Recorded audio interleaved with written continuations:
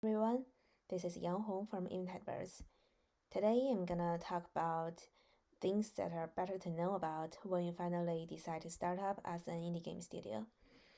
This talk is designed for those who know about making games, which means you can actually make something playable, either on your own or in collaboration with your teammates, or at the very least, you know how to do it. But you may still be a beginner of things like running a studio, running a business. If you are in such a situation, I believe you'll find this talk helpful more or less. Something about me. Previously, I worked as a game designer and product manager in various game companies, and now I'm the co-founder and co-studio head of the indie game studio Inventbirds. We are now still in the demo period. We have 3 demos published or under making, and along the way, we are luckily supported by different incubators and fundings worth around 15,000 British pounds. But still, I may not be the very best person to deliver a talk on this topic. As I know, there are many individuals and studios that have been incredibly successful in the journey of growing from 0 to 1 in the indie game field. But as I'm currently on this journey myself, experiencing different scenarios and encountering similar studios, I've managed to distill some, I would say, framework. I hope this framework can help developers who are establishing their studio for the first time, providing them with some fundamental understanding of what it takes to make it a studio and hopefully helping them avoid some common pitfalls.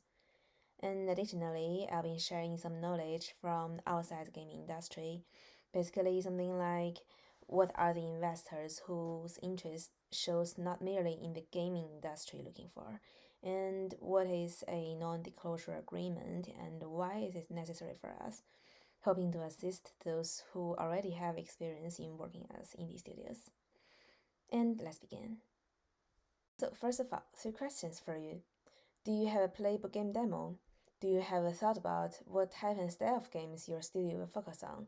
For example, if you like to focus on strategy game, puzzle game, if all of your games will tell a series of stories happening all within the same game worldview, if you're going to have a specific consistent art style of all of your games. And third one, if you and your team members wish to financially live your lives on the studio finally, or all of you have agreed that you don't really mind it. This one is pretty important because it will influence your overall studio strategy. But now let's begin from demo. A demo is also called MVP, which is not that one we're familiar with, the most valuable player. This one is minimum viable product. So if you want to collaborate with publishers or so on, it is very important to have the demo on your hand.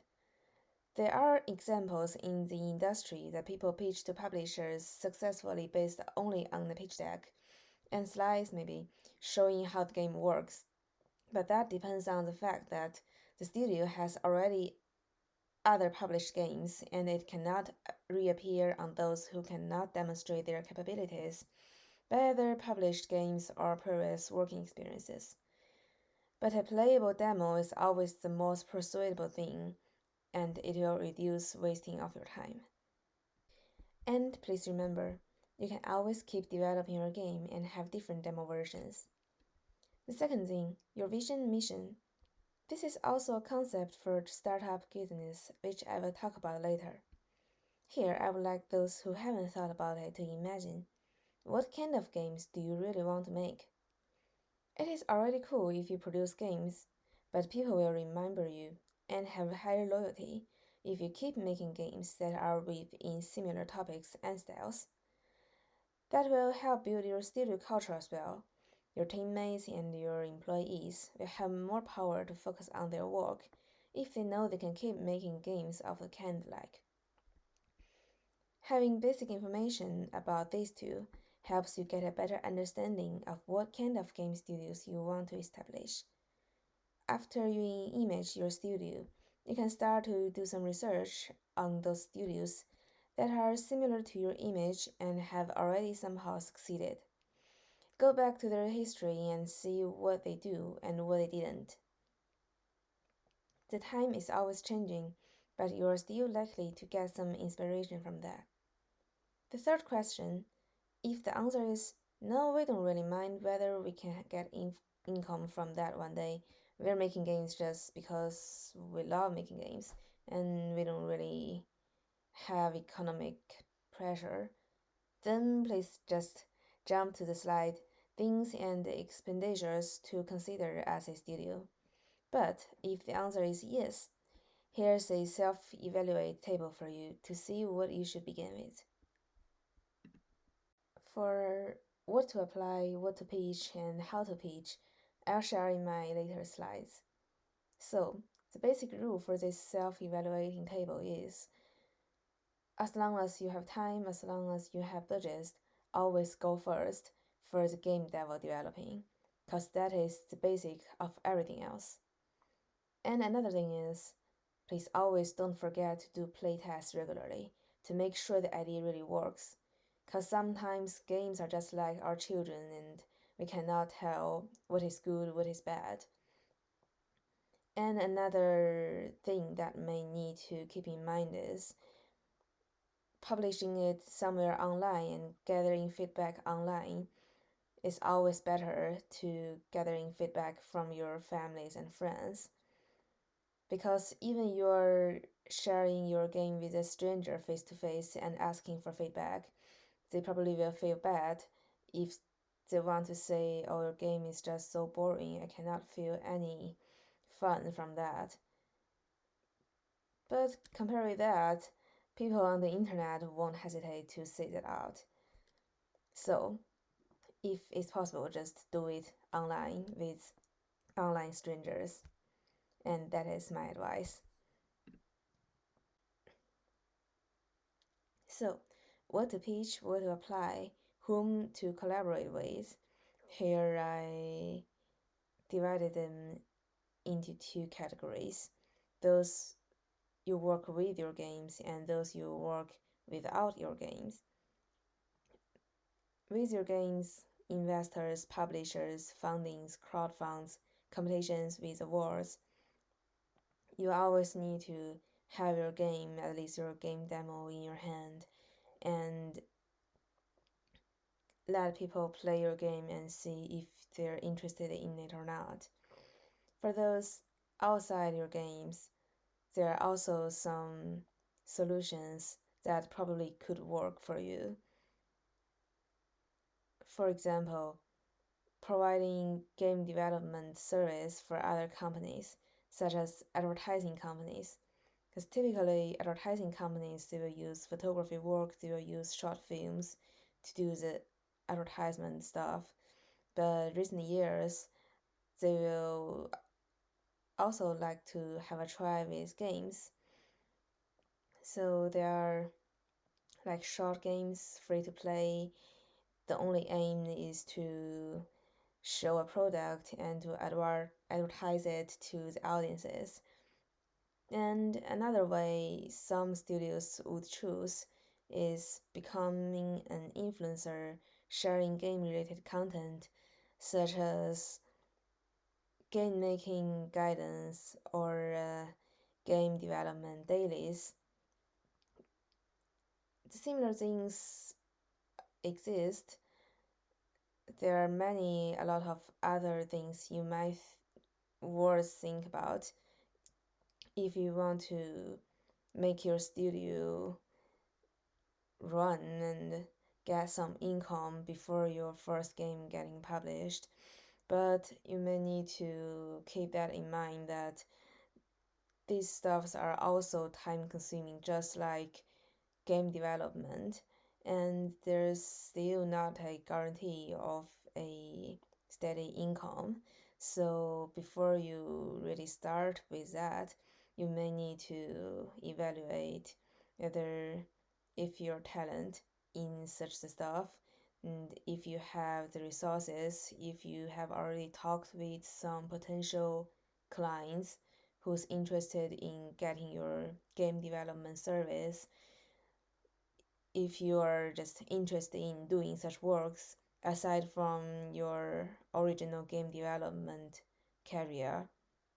Yeah, so this can be some ways to gain some income before your first game getting published and start to make money for you. But you need to be careful because whether to choose it or not can make very huge differences. For those you do with your games, I listed them with the criteria of if they are asking for any return from you. So typically, competition awards, government support, grants from any organizations, they won't provide a lot of funding, a lot of money for you to support a 2 year development something, but they almost do not ask for any return, or at least they ask only the minimum of return, and usually it's not mandatory. For example, government, they may want you to stimulate local economy and employment, and corporations may expect future advertising opportunities from you. Crowdfunding, people who support you through crowdfunding may do not expect any return financially, but they are looking for some return in your game. For example, people may would like their appearance, their personal appearance, getting to be a character in your game. Incubators and accelerators, these are various. Some do not ask for some return. Usually, they're universities, incubators, or something. Incubators and accelerators, they often provide office, workshops, hardware, softwares, getting access to different facilities such as libraries or something. But normally they won't provide fundings, or at least not a lot of fundings for you to support you financially. Publishers and investors, these two are extremely supporting you financially, but you need to give some shares for them, and they're looking for a very good return.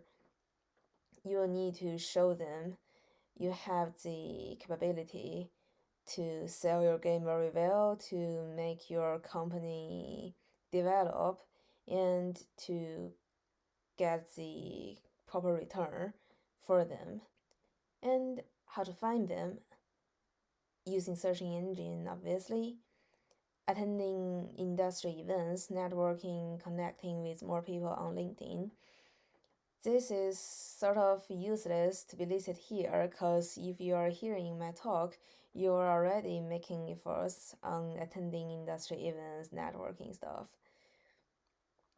And subscribing related publications such as game opportunities, or you just making awesome game and waiting for the others to nominate you.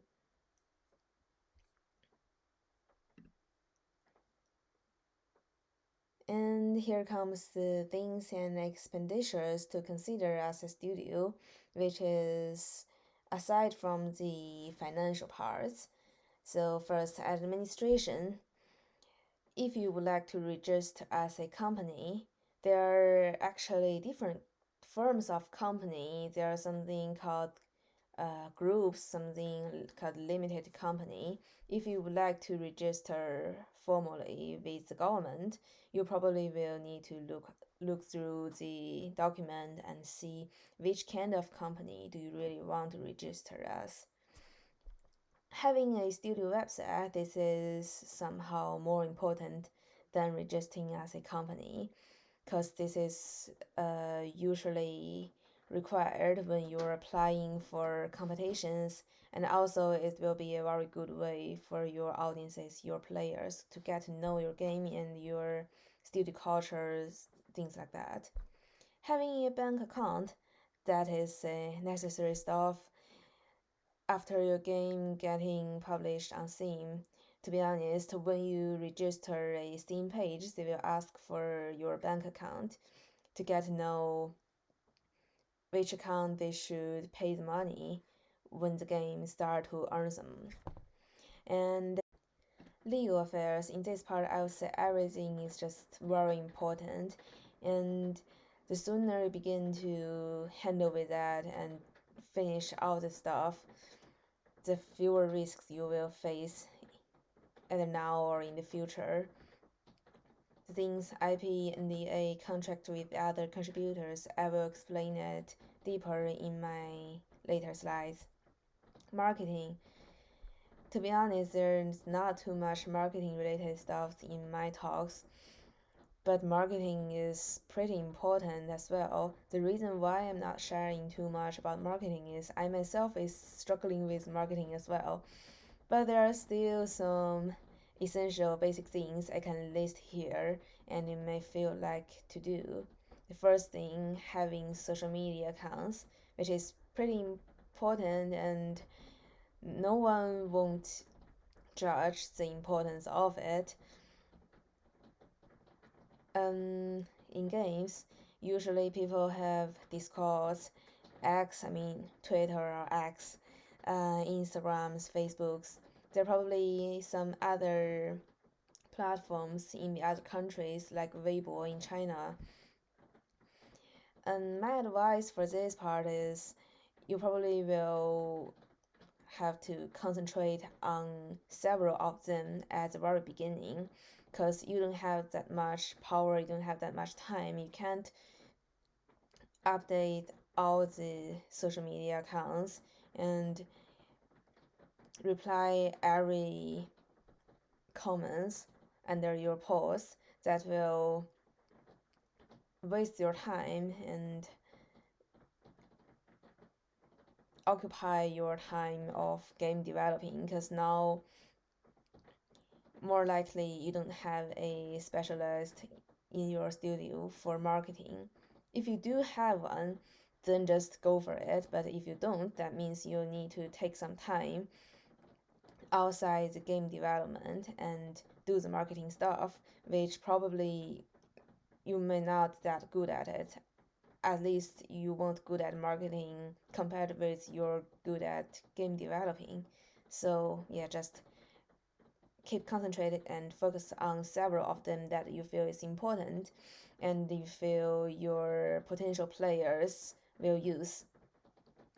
Having LinkedIn page, this one is not a necessary one, but if you registered as a company or you're going to do so, it will be a good one if you have a LinkedIn page, because in that case, people will know that you are a formal company and you have employees, you have updates from the company side, and yeah. Attending showcasing events and exhibitions, this is very good, and but not essential, obviously. This one only applies if you have a playable game demo, of course, and which I would suggest is you also have a Steam page on your hand that you can share the QR code or something to your players, to the audience who's interested in your game, because that will help you improve your wish list and help you keep them as your loyal game players. That means you won't lose them after this exhibition something. Another thing that may worth mentioning for exhibitions that a lot of exhibitions, especially those who are very big, they're asking for exhibition fees from you. So if you don't have that much of budget for those, there are some showcasing events online mostly and smaller exhibitions that are free that you can look through. So yeah, there are a lot of opportunities, to be honest. And collaborating with promoters and platforms, This is also a not necessary, not essential stuff, but if you by any accident to meet some, it's worth to have a try to see how this stuff works in the industry and see if that is the thing for you for your studio. Okay, so for the human resources recruitment and the equity commitment, which is somehow related to the legal affairs and administration stuff, when it comes to how to define those who work together on this project, here are some possibilities. They are listed from left to right, ranging from minimal involvement to maximum involvement. The game studio founders I know almost always share a common trait. They cautiously enlarge their scale, which is not hard to understand, because if you are starting up in the game studio, more likely you don't have that amount of money to pay people's wages at the very beginning. And the only thing you can provide for them who work with you is the equity commitment. And plus the fact that probability wise it's unlikely for a studio to immediately achieve substantial profits soon after the first game get published. And this too leads to a result that people are taking equity commitment, but they cannot get the amount of money which can support them being alive, or just can't meet the imagination of how much amount of money they can get, and that can be a problem. So the thing what we would love to do is we really think about whom is the most important character in this studio, with maybe absence of this one, the studio just won't run anymore, and we give equity commitment to this person, these people. We call them the founder team or something. And for the others who contribute to the project, but is their work or their position is either not necessary or just you don't need them to be working with you all the time. You can either think about giving a contract freelance or you just purchasing their work as assets. But the thing is, you need to keep this in mind and think about the position of each position, the position of each people work with you. And here it comes to the legal copyright considerations. I divided them to internal and external. So the internal thing, the IP and the NDA protocols, you need to make sure the people who work with you signed a non-disclosure agreement, which means they cannot share the detailed working content with the others, with the external people or other corporations outside your studio. And IP, that means the studio or you or some other game directors own the IP, not this one who contribute to this project. Compensation and equity distribution, which we just mentioned before, but here I place it in the internal part because you would really love to make all the things you agree with your teammates or employees written down in a contract. Job role definitions describing what responsibilities this job position will have. Workload assessment method. For example, if you are signing with a freelancer, like are you going to calculate the works by the pieces or by the time they contribute to this project or so on. You need to write it down and making it calculable somehow. Governing law and jurisdiction, that means for which country you are following the law. External stuff, IP registration and patent if you have any. Complaints with local government regulations regarding companies, of course, things like tax declaration, labor laws, something. Look through the documents and make sure you're obeying all the laws to avoid trouble. Here I have an example of how a freelance agreement with all the things I mentioned for the internal stuff should be. So this is a draft intended to give everyone an idea of what it may look like. If there's a need of drafting contracts, it's always best to consult with a legal advisor.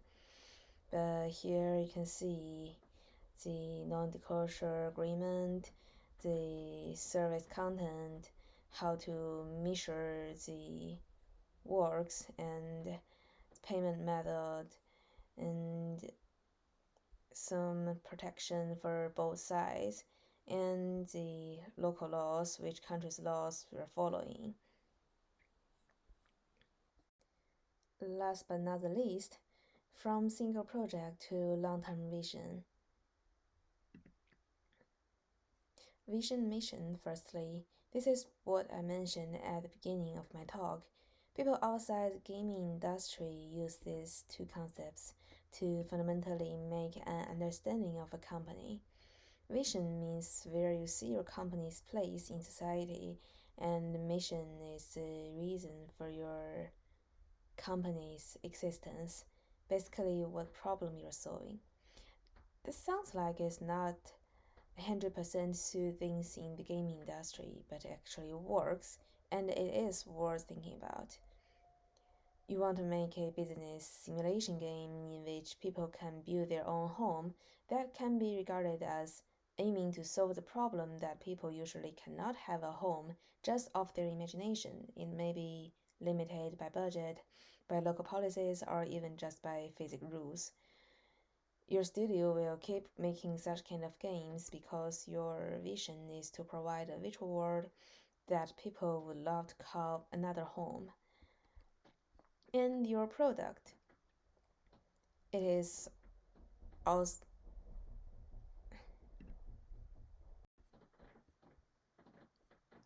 last but not the least, from single project to long-term vision.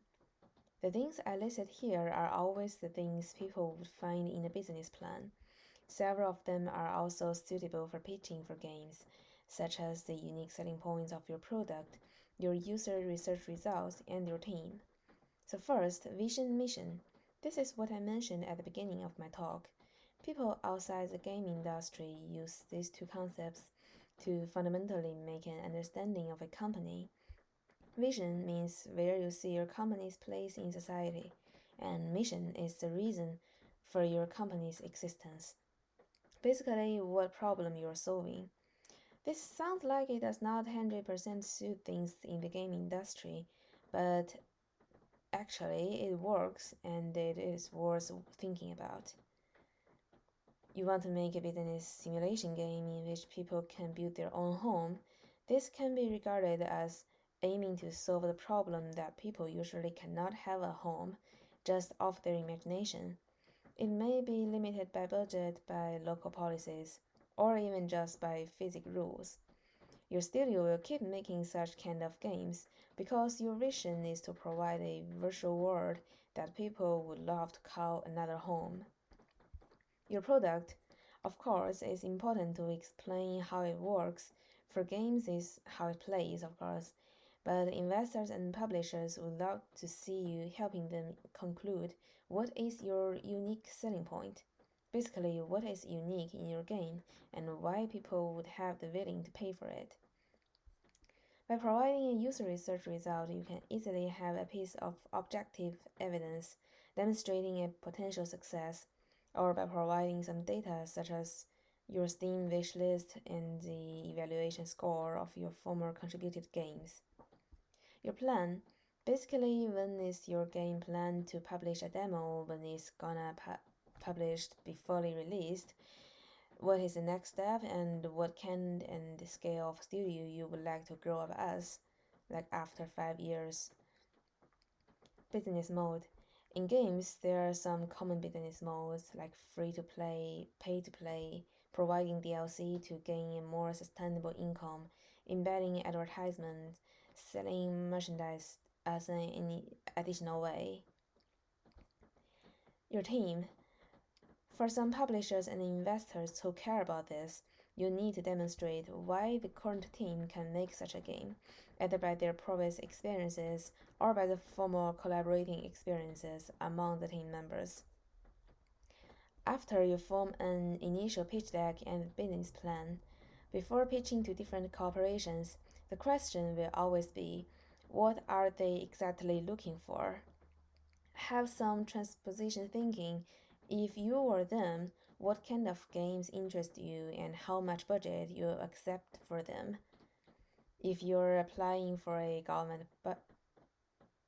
project, maybe spend more paragraphs describing how your company could help the local economy. If you are attending a competition, concentrate on the game itself. If you are pitching to a publisher, show why this game can make money and why people will love it. It is quite similar with job hunting. Like, if you understand what kind of people the companies are looking for, you will have more opportunities to stand out. So, things to add by the end. Marketing strategy, always important. Please find other resources to know what to do. Playtest and user research, always important, helping you understand your market better, which will in turn help you understand your game better as well. And don't forget, the most important thing is always the game itself. So that's it. Thanks for your time. I hope you enjoyed the content and I hope it could help you somehow. Here's the QR code of my studio page and my LinkedIn account. And feel free to grab me and say hi at the conference. See you around.